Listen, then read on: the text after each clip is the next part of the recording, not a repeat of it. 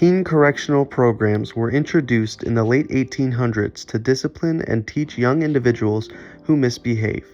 The earliest use of these facilities were made by the Catholic Church and mainly focused on discipline and Bible study.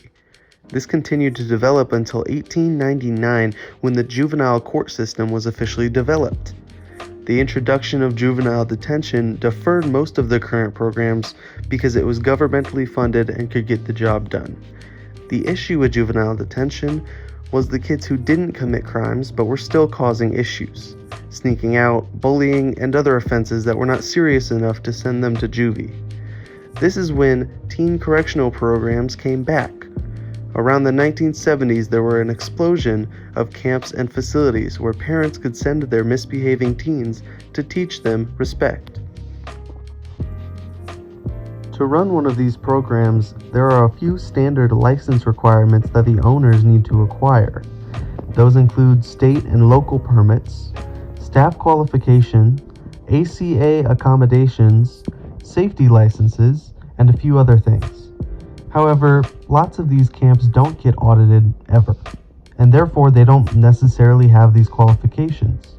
Almost 40% of these programs have inappropriate licensing and are not legally considered a program at all.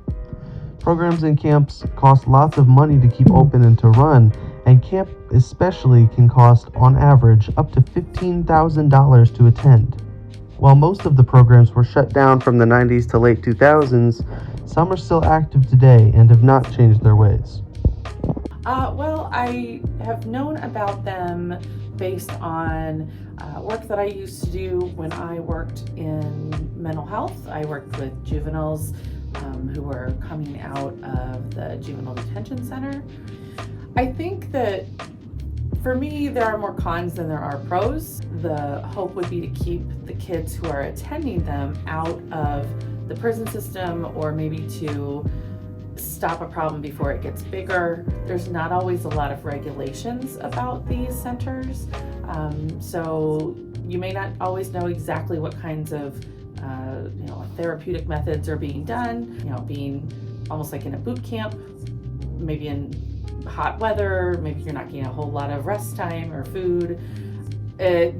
Research has shown that authoritarianism is not the best parenting goal. That's not how I operate as a parent. This would definitely not be my first option. With anything in life, accidents happen. When looking at these programs, however, they seem to be more than just that.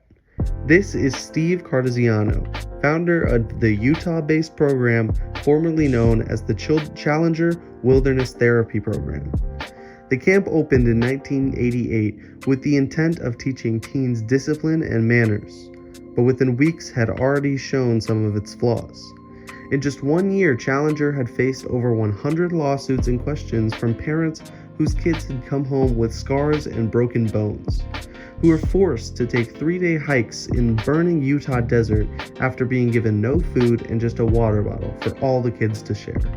It became clear that the camp was not doing enough to ensure the safety of the kids, rather treating it like a boot camp focused on working the children rather than developing them into better people.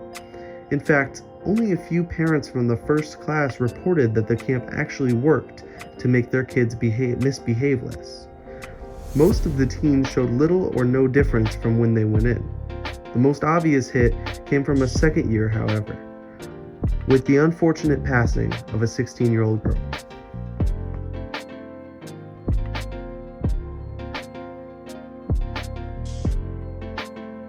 Christian Chase, a 16-year-old girl who attended the Challenger program in 1990, collapsed and died during a 50-mile hike in horrible conditions.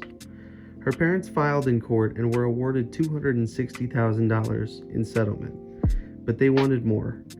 They wanted to get Steve Cardassiano arrested and the camp shut down for good. While the camp was shut down, after only 2 years, it had injured hundreds of kids and killed a girl. Steve Cardassiano was forced to sell the rights of his program to government officials, who disbanded it shortly thereafter. While waiting for his trial, Steve Cardassiano left the United States, moving to South America to continue his programs there for another few decades until his death in 2019. Teen correctional programs don't work. They're unreliable and they bring risk of injury and death to children.